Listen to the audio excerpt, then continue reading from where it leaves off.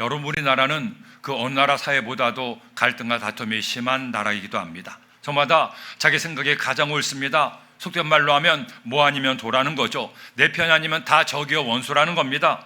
정치에서는 보수와 진보가, 회사에서는 노와 사가, 나이별로는 노와 소가, 심지어는 남과 여의 젠더 갈등까지 서로의 입장을 수용하지 못하고 나와 다른 그의 주장은 다 틀림이고 악함이라고 생각하는 것이야말로 우리 사회의 가장 큰 문제 중에 하나가 아니겠습니까? 그런데 이런 문제가 비단 한국 사회만 있는 것은 아니었습니다. 바울이 사랑했던 에베소 교회에도 이런 문제가 있었죠. 바울이 로마의 감옥 안에서 편지를 쓴 중요한 이유 중에 하나도 이것이었습니다. 에베소 교회 성도들이 하나 되지 못하고 싸우고 다투고 있었기 때문이죠. 극심한 핍박을 받고 있던 교회였는데 서로 하나 되어 힘을 합쳐도 어려운 판인데 서로 다투고 싸우는 걸 보면서 안타까운 마음에 이 편지를 쓰게 되었던 겁니다. 근데 여러분, 이런 현실은 2000년 전 에베소 교회만이 아니었습니다. 한국 사회만의 문제가 아닙니다. 오늘날 많은 그리스도인의 가정도 이런 문제를 가지고 있죠. 그 누구보다도 서로 사랑하고 이해하고 용서하고 하나가 되어야 될 가족이 서로 미워합니다. 원망과 불평을 내뱉습니다. 서로를 향하여 독한 말을 내뱉음으로 서로가 원수가 되기도 합니다. 결국 가장 사랑해야 될 가족이 서로를 다치게 하기도 한다는 것이죠. 여러분, 하나님께서 나에게 주신 가장 소중한 선물이 바로 나의 가정이요 가족이 아니겠습니까? 그런 가족 간에 서로 사랑하며 살아야 되는데 원수가 되면 안 되는 것이 아니겠습니까? 5월은 가정의 달입니다. 어린이날도 있고 어버이날도 있고 성년의 날도 있습니다. 이 5월을 착하며 하나님은 여러분의 가족들이 하나 되기를 간절히 원하시고 있습니다. 서로 사랑하고 의지하고 하나 되는 가정 되어서 여러분의 가정이 천국 되기를 원하십니다. 그런 가정을 이루는 여러분 되기를 예수님의 이름으로 축원합니다. 그렇다면 어떻게 할 때 나의 가정이 천국 될 수 있습니까? 우리 가족이 하나 되어 함께 사랑하며 살 수가 있겠습니까? 첫째로 서로 용납을 해야 됩니다. 여러분, 사람은 사회적 동물이죠. 그렇게 혼자서는 살아갈 수가 없습니다. 요즘 전 세계적으로 문제가 되는 현상이 있습니다. 일본에서부터 시작됐다고 하는데 이른바 은둔형 외톨이 증후군이죠. 21세기가 시작되면서 바이오로 세계는 인터넷 세계가 됐습니다. 인터넷을 통해서 모든 것을 할 수 있는 시대가 됐죠. 일도 할 수가 있고 돈도 벌 수가 있습니다. 인터넷으로 사람을 사귈 수도 있고 영화도 책도 다 볼 수가 있습니다. 식사를 주문해 먹을 수가 있고 모든 상품을 인터넷을 통해 쇼핑도 할 수 있습니다. 은행 업무도 다 볼 수가 있고 공과금도 낼 수가 있지 않습니까? 한마디로 말해서 마음만 먹으면 집 안에서 나가지 않고 모든 것을 할 수 있는 시대가 되었다는 거죠. 그러다 보니 이런 일들도 생겨났습니다. 가뜩이나 다른 사람들과 어울리기 두려워하는 사람들이 아예 집 안에서만 사는 겁니다. 일본에도 한국에도 미국에도 이런 사람들이 점점 더 많아지고 있죠. 같은 집안에 사는데도 가족조차 얼굴을 보지 못할 때가 있다는 거죠. 결국 다른 사람과 어울려 지내지 못하다 보니 고독한 괴물이 되고 만다는 겁니다. 여러분, 사람은 남과 함께 살아야 됩니다. 내 마음에 들지 않아도, 내 생각과 달라도 내 가족과 함께 살아야 되고 내 친구들과 교우들과 심지어 원수와도 함께 살아야 되는 게 우리가 사는 세상이 아니겠습니까? 문제는 이렇게 남과 함께 사는 것이 쉽지가 않다는 데 있죠. 가장 가까이는 가족에서부터 시작이 됩니다. 서로 사랑해서 만나 결혼해서 한 입을 돕고 평생을 삽니다. 자식을 낳고 사는 부부예요. 그런데 이 부부 사이가 문제가 생깁니다. 서로 미워하고 서로 독한 말로 서로에게 상처를 입힙니다. 자신의 피와 살을 주고 평생을 먹이고 입히며 기른 내 자식이죠. 태어날 때부터 같이 살을 부비고 살아온 내 형제 자매가 아닙니까? 그러니 그 누구보다도 더 사랑하고 하나 되고 함께 힘을 모아 살아야 될 가족들이 아니겠어요? 그런데 이런 가족이 함께 행복한 삶을 만들지 못합니다. 오히려 가족이 미움의 근원이 되고 갈등의 시작이 됩니다. 많은 사람들이 행복해야 될 가정 안에서 상처를 받고 평생 그 상처 때문에 고통당하며 살기도 합니다. 가정만이겠습니까? 살다 보면 사람들을 만나게 되는데 그들과 관계를 맺으며 살다 보니 서로 사람을 살아도 어려운 세상인데 그들 때문에 더 큰 문제가 생기고 갈등과 다툼 때문에 자신의 삶을 지옥으로 만들 때가 있다는 거죠. 왜 이런 일이 생겨납니까? 왜 관계가 깨어지고 가정이 천국이 아니라 지옥이 됩니까? 중요한 이유가 있습니다. 바로 남을 용납하지 못하기 때문이에요. 나와 다른 그 사람을 인정하고 이해하지 못하는 것, 이것이 문제의 시작입니다. 에베소 교회 문제도 이것이었죠. 사람들의 마음이 나누어지고 여러 가지 다툼과 분열을 가지고 왔습니다. 가뜩이나 로마 제국의 핍박 때문에 함께 힘을 합쳐도 어려울 판에 마음마저 하나되지 못하고 서로 미워하고 판단하고 나와 다른 그를 용납하지 못하자 교회 안에 큰 문제가 생긴 겁니다. 그러게 바울은 이처럼 말씀하죠. 1절 말씀 보니 그러므로 주 안에서 갇힌 내가 너희를 권하노니 너희가 부르심을 받은 일에 합당하게 행하여 모든 겸손과 온유로 하고 오래 참음으로 사랑 가운데서 서로 용납하고, 모든 겸손과 온유로 상대방을 대하라. 사랑 가운데 서로를 용납하라. 오늘 이 말씀은 나의 모든 관계를 회복시키는 생명의 말씀입니다. 만일 여러분이 이 말씀대로 생각하고 말하고 행동하게 되면 더 이상 여러분의 가정은 지옥이 아니라 천국이 될 수가 있습니다. 관계가 새로워지고 회복될 수가 있습니다. 어떻게 하라고 말씀합니까? 용납하라고 말씀합니다. 용납하라는 것은 무엇입니까? 나와 다른 그를 있는 모습 그대로 받아들이고 이해하라는 겁니다. 나와 다르다고 판단하는 것이 아니라, 내 생각과 다르다고 그를 정죄하는 것이 아니라 다름을 이해하고 용납하는 것, 이것이 내 가정을 천국되게 하는 첫 번째 시작이라는 거죠. 그러기 위해서 할 일이 있습니다. 겸손해야 됩니다. 온유해야 됩니다. 오래 참고 사랑할 때 그를 용납할 수가 있는 거죠. 내가 다른 사람과 좋은 관계를 맺지 못하고 가정이 하나 되지 못하는 이유도 이것입니다. 내가 겸손하지 못하기 때문에, 내가 부모니까 자식은 내 마음대로 해도 돼, 너는 왜 이것밖에 안 되니? 하고 내 입장에서 그를 용납하지 못하고 판단하고 정죄하는 것,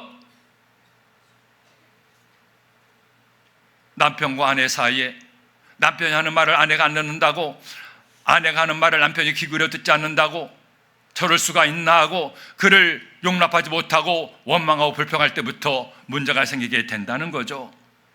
그러나 여러분, 내가 사랑하는 내 가족과 함께 살면서 그를 귀하게 여기고 겸손하게 그의 말에 귀를 기울인다면 많은 관계가 더 나아질 수가 있지 않겠습니까? 남편이 아내를 이해하고 용납합니다. 아내가 남편의 입장을 이해하고 용납합니다. 그래, 그럴 수도 있어. 그 사람 입장에서는 그래 생각할 수 있어, 행동할 수 있어 하고 그를 용납해 줄 때, 그때부터 가족은 하나가 되고 관계는 회복될 수가 있는 겁니다. 그러니 여러분, 내 가족을 탓하기 전에, 다른 사람을 판단하기 전에 먼저 나를 보세요. 내가 그를 어떻게 대하고 있는지, 그 사람 앞에 겸손한지 아니면 교만하게 내 입장과 내 주장만 내세우고 있는지, 온유한지 그렇지 않으면 거친 말로 그를 힘들게 하고 아프게 하는지, 오래 참는지 참지 못하고 불뚝불뚝 화를 내고 그를 판단하는지, 온유하고 겸손하고 참지 못했다면 그 잘못된 관계는 그의 탓이 아닙니다. 나의 탓일 수가 있어요. 그러므로 여러분이 내 아내와 남편, 부모와 자녀가 하나 되기를 원합니까? 형제와 자매가 하나 되기를 원합니까? 먼저 겸손하세요. 온유한 마음을 품으세요. 오래 참으세요. 천국은 거기서부터 시작이 됩니다. 제가 주의 종이 된 후에 하나님께서 저에게 훌륭한 선생님을 한번 보내주셨습니다. 그분은 여집사님이었는데 교회 일에 굉장히 열심히 있는 분이었습니다. 대뜸 저에게 하시는 말씀이, 전사님 목회도 처음이고 아직 젊으니까 모르는 게 많을 겁니다. 그러니 제가 하는 거 잘 보고 제가 하라는 대로 하시면 훌륭한 주의 종이 될 수가 있습니다. 그렇게 말씀하시고는 신방은 이렇게 해라, 설교는 이렇게 해야 된다, 제가 조금만 마음에 안 드는 행동을 하면 전사님은 이게 문제예요, 그게 문제예요 하면서 저를 훈계하시는데 너무너무 훌륭한 선생님이었습니다. 문제는 이렇게 훌륭한 선생님이 다른 분들하고는 문제가 많아요. 남들과 만나면 계속 싸웁니다. 왜 싸우느냐? 저만 가르치는 것이 아니라 남들도 다 가르치려고 하니까. 다른 분들이 그분 말대로 따라줍니까? 그러면 아니 내가 이렇게 잘 알려주는데 왜 안 따라요?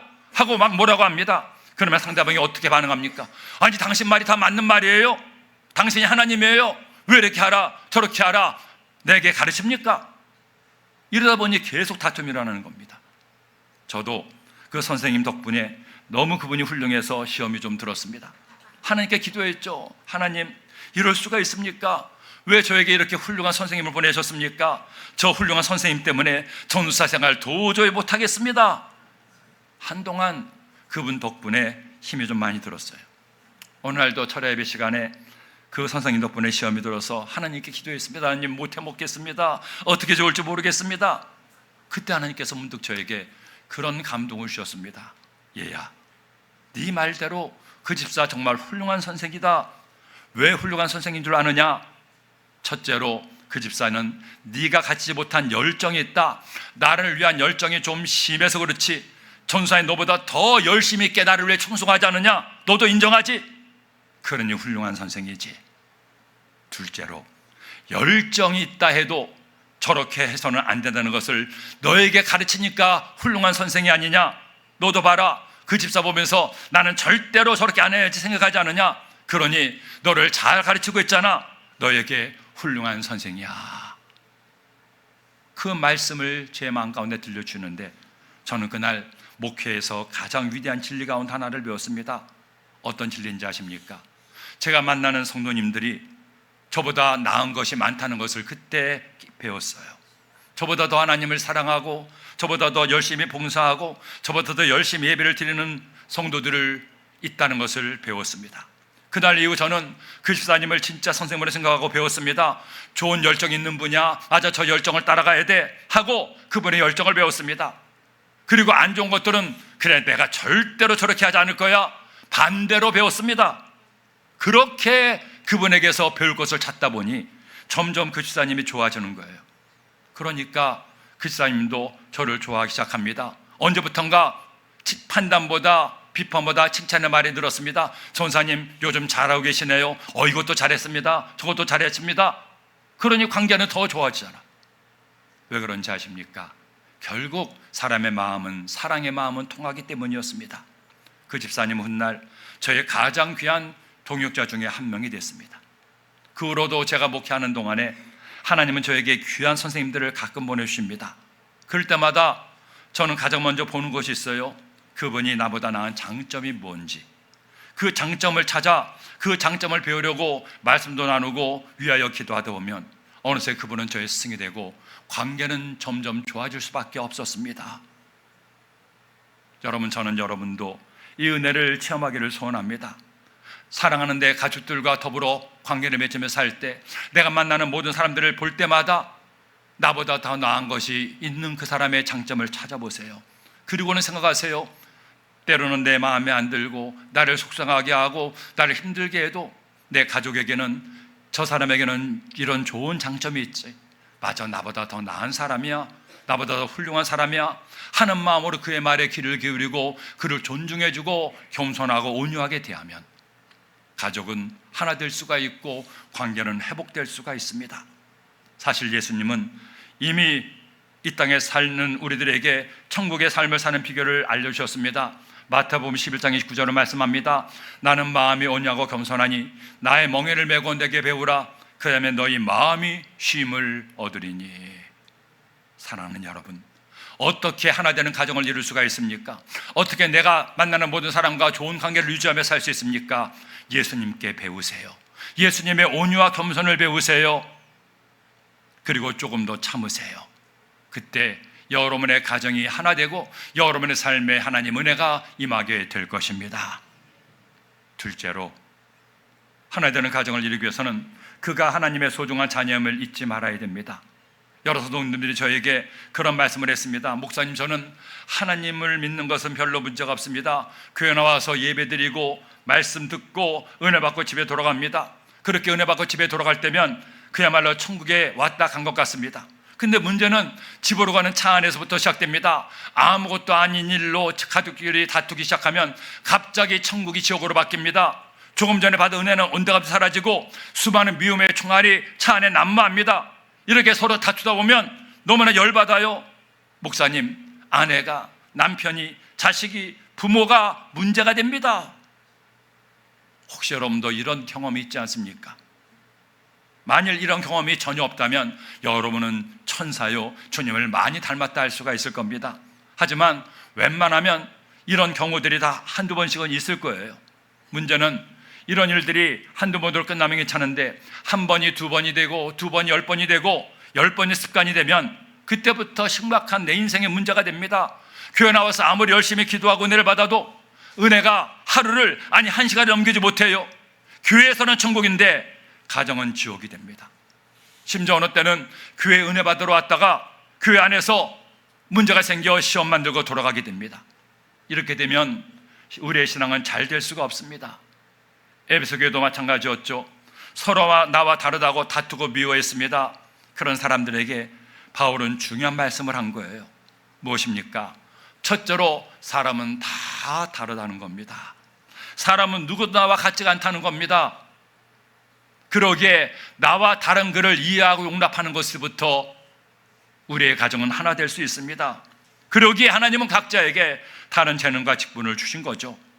둘째로 그들은 하나님 보시기에 다 소중한 존재라는 겁니다.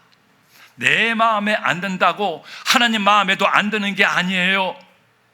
내가 볼 때는 내 몸으로 난 내 자식인데 세상에 내 새끼가 이럴 수가 있나 생각이 들어요. 저 사람이 교회 집사라면서 권사라면서 저럴 수가 있나 싶어요. 그런데 하나님은 그런 사람을 위해 독생자를 보내셨고 그 예수님은 독생자의 핏값으로 그를 구원하신 겁니다. 하나님의 눈으로 보면 지지리도 말 안 듣는 내 자식일지라도 아무개 집사도 다 하나님의 소중한 사람이라는 겁니다. 그러기에 바울은 11절에 이처럼 말씀하죠. 그가 어떤 사람은 사도로, 어떤 사람은 선지자로, 어떤 사람은 복음 전하는 자로, 어떤 사람은 목사 교사로 삼으셨으니 이는 성도를 온전하게 하여 봉사일을 하게 하며 그리스도의 몸을 세우려 하심이라. 보세요. 서로 다투고 싸운 에베소 교회 성도들이었지만 하나님은 그 교회에 사도도 주시고 선자도 있겠습니다. 목사의 직분도 주시고 교사도 있겠습니다. 그들은 직분도 다르고 달란트도 다르고 생각도 다르고 봉사하는 내용도 다 달라요. 하지만 그들 모두 하나님의 사랑하시는 소중한 사람들이라는 겁니다. 잊지 마세요. 나만 하나님께 소중하지 않습니다. 그도 하나님께 소중한 사람들입니다. 이것이 얼마나 중요한 진리인지 모릅니다. 내 아들, 딸이 내 몸에서 나왔다고 내 것이 아니에요. 하나님의 것입니다. 내 피와 유전자를 물려받았다고 해서 나와 같지가 않다는 겁니다. 내 가족일지라도 나와 달라요. 내가 보기에 마음에 안 들고 모자라도 아내도 남편도 부모도 자녀도 형제 자매도 내 이웃도 우리 교우들도 다 하나님의 사랑하시는 소중한 자녀라는 겁니다. 하나님이 귀하게 여기는 사람을 내가 함부로 대하면 안 되는 것 아니겠습니까? 그러므로 여러분, 우리의 모든 관계는 여기부터 시작되어야 됩니다. 먼저는 나를 소중하게 생각해야 됩니다. 왜? 하나님께서 나 같은 사람을 택하여 하나님의 자녀 삼아 주셨으니 우선 내가 소중한 존재임을 꼭 잊지 마세요.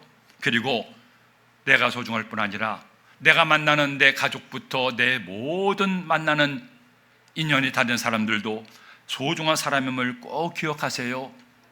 예수님을 믿는 사람만 소중하게 생각하지 마세요. 예수님을 믿지 않은 사람도 하나님은 소중하게 여기시고 그 영혼을 구원하시기를 원하시는 소중한 하나님의 피조물입니다.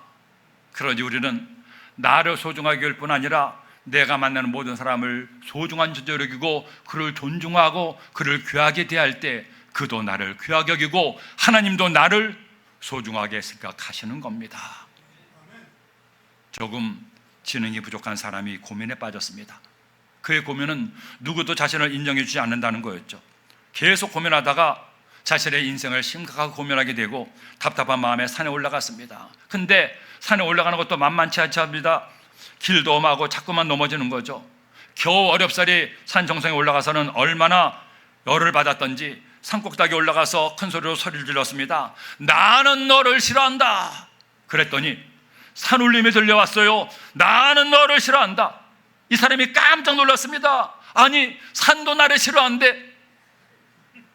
뒤에서 올라온 사람에게 하소연을 했습니다. 선생님, 산도 나를 싫어한답니다. 사람들이 나를 싫어해서 여기까지 올라오는데 심지어 산도 나를 싫어한답니다.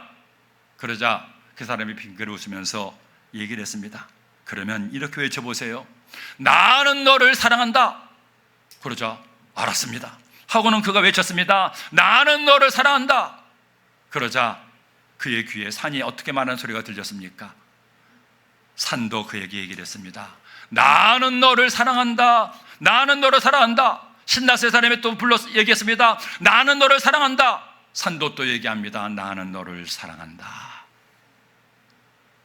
여러분, 옆에 계신 분 한번 보세요. 나는 좀 다르게 생겼습니다.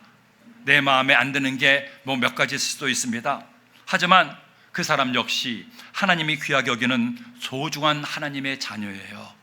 하나님 보시기에 너무나 예뻐서 너무너무 기뻐하시는 하나님의 아들, 딸입니다. 혹시 내 가족이 남편과 아내가 부모와 자녀가 내 옆에 있습니까? 여러분의 것이 아닙니다. 하나님의 것입니다. 하나님께서 귀하게 여기시는 소중한 당신을 위한 가장 귀한 선물입니다. 옆에 있는 분에게 이처럼 인사하세요.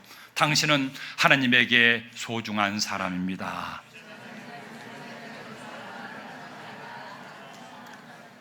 다시 한번 인사합시다. 당신은 나에게도 소중한 사람입니다. 우리가 인생 살면서 제일 먼저 내 가족부터 소중한 나의 사람으로 생각하고 그를 귀하게 여기면 그도 나를 소중하게 여깁니다. 그도 나를 귀하게 여기고 우리 하나님도 나를 소중하게 생각하시니 우리 이런 마음으로 삽시다. 내 가족, 내가 만나는 모든 사람들을 귀하게 여기고 소중하게 여기고 그를 사랑하고 격려하고 그를 위해 수고하는 여러분 되기를 예수님의 이름으로 축원합니다. 마지막 셋째로 하나 되는 가정을 이루기 위해서는 예수님처럼 사랑해야 됩니다. 여러분, 우리는 내가 만나는 사람들과 하나 되기 위해서 노력해야 됩니다. 사탄은 사람의 모든 관계를 깨뜨리고 나누고 서로 미워하게 하려고 하죠. 하지만 예수님은 언제나 우리로 하나 되기를 원하십니다. 우리 예수님의 평생의 소원이 뭔지 아십니까? 먼저는 내가 하나님과 하나 되는 것, 그리고 우리 서로가 하나 되기를 주님이 원하시는 거예요. 그러기에 요한복음 17장 20절에 말씀합니다. 내가 비옵는 것은 이 사람들만 위함이 아니요 또 그들의 말로 말미암아 나를 믿는 사람들도 위함이니 아버지여, 아버지께서 내 안에 내가 아버지 안에 있는 것 같이 그들도 다 하나가 되어 우리 안에 있게 하사 세상으로 아버지께서 나를 보내신 것을 믿게 하옵소서. 그들도 다 하나가 되어 우리 안에 있게 하사 하나님과 하나 되고 이웃과 하나 되는 것, 이것이 나를 향하신 예수님의 영원한 꿈이에요. 그러므로 여러분, 우리가 하나님과 하나 되기에 노력하고 내 가족과 하나 되기에 노력하고 내 이웃과 하나 되기에 최선을 다하는 것은 결국 예수님의 꿈을 이루어드리는 것이 된다는 겁니다. 어떻게 우리가 하나 될 수 있습니까? 말씀드린 것처럼 먼저 그를 용납하세요. 겸손과 온유, 오래 참음으로 눈 한 번 질끈 감고 내 마음에 안 들어도 나를 힘들게 하고 속상하게 해도 그래, 그럴 수도 있지 하고 그를 용납해 주세요. 그리고 내 눈으로 볼 때는 아무리 못나고 부족한 사람이라도 그도 하나님의 소중한 사람으로 알고 그를 귀하게 여기세요. 그리고 마지막으로 우리 주님처럼 그를 사랑하세요. 에베소 4장 15절을 말씀합니다. 오직 사랑 안에서 참된 것을 하여 범사에 그의 같이 알지라 그런 머리니 곧 그리스도라. 사랑 안에서 사랑하는 그 사람을 위해 참된 것을 할 때, 그 사람을 위해서 사랑과 수고를 아끼지 않을 때, 그를 위해 최선을 다해 노력할 때 그 사랑의 수고를 통해 그와 하나 될 수가 있습니다. 하지만 내 가족이라고 사랑한다고 하면서도 말로만 사랑하고 그를 위해서 노력하지 않는다면, 사랑의 수고를 하지 않는다면 그 사랑은 가짜 사랑, 헛된 사랑이 아니겠습니까? 주님께서 우리를 사랑하사 우리를 건설하고 당신의 목숨 맞으신 것처럼 내가 사랑하는 내 가족과 내 이웃을 위해서 사랑의 수고를 아끼지 않고 노력할 때 여러분의 가족은 천국이 될 수가 있고 사랑으로 하나 될 수가 있고 여러분의 관계는 회복될 수가 있습니다. 제가 좋아하는 가수 중에 악동 뮤지션 악무라는 그룹이 있습니다. 남매로 이루어진 그룹인데 여러분 혹시 아시나요? 오빠는 이찬혁인 노래를 너무 잘 만들고 동생 이수연은 노래를 부르는데 어찌나 노래를 잘 부르고 노래가 좋은지요. 그들의 나이 이미 17살, 14살 때 경연대회에서 우승을 하고 하루아침에 톱스타가 됐습니다. 그 후로 10수년이 넘도록 그들은 좋은 노래들로 사람들을 감동시켰고 인기가 식을 줄 몰랐습니다. 선교사의 자녀로서 몽골에서 어려운 가운데도 열심히 하나님을 사랑하고 하나님께 기도하며 노래를 불렀던 그들은 마침내 우리나라 최고의 가수들 중에 한 명이 된 거예요. 그런데 이렇게 잘 나가던 그들에게 문제가 생겼습니다. 동생인 이수연이 심한 우울증과 대인기피증에 걸린 거예요. 앞서 말한 은둔형 외톨이가 된 겁니다. 그녀는 마음의 고통을 견디지 못하고 폭식으로 마음을 달래다가 몸무게가 30kg이 넘게 쪘습니다. 아픈 마음에 몸마저 그렇게 되자 그녀는 2년이 넘도록 방 안에 틀어박혀서 커튼을 열지도 않고 캄캄한 어둠의 시간을 보냈습니다. 그런 힘든 시간을 보냈는데 누구도 그를 도울 수가 없었고 방에서 나오게 할 수가 없었습니다. 바로 그때 그녀의 오빠 이수혁 군이 나셨어요. 동생을 들어뒀다가는 평생 후회할 것 같았죠. 오빠는 조심스럽게 같이 살 것을 제안했습니다. 그렇게 그녀에게 가까이 다가갔습니다. 함께 먹고 자고 생활하면서 운동을 제안했고 같이 운동하기 시작했습니다. 그러면서 그녀의 상한 몸과 마음이 치유될 수 있도록 도왔죠. 심지어 바쁜 일정을 다 두려워하고 동생을 위해서 시간을 내었습니다. 산티아고 순례길을 다녀왔습니다. 그리고 해병대 출신은 그답게 해병대 훈련까지 가르치면서 그렇게 동생을 새롭게 회복하는 시간을 보내게 됐습니다. 그런 오빠의 수고가 사랑이 동생을 변화시켰습니다. 그녀의 몸이 정상으로 돌아왔습니다. 마음도 점점 나아졌습니다. 마침내 커튼을 열고 햇빛을 보게 되고 방 밖으로 나왔고 결국 집 밖으로 나와서 다시 노래를 시작한 거예요. 오빠 이찬혁 군은 그렇게 새롭게 나온 동생을 위해서 노래를 새로 만들었습니다. 그 노래가 발표됐을 때 그 노래는 단숨에 최고의 인기곡이 되었습니다. 그 노래에 지금도 수많은 사람들이 위로받고 힘을 얻고 있습니다. 저 역시 그 노래를 처음 듣는 순간에 야, 이 노래는 단순한 노래가 아니라는 생각이 들었습니다. 하나님께서 그들에게 또 그들을 통해 상처받는 사람이 주신 노래라는 생각이 들었죠. 그 노래의 동영상의 댓글을 보니까 깜짝 놀랐습니다.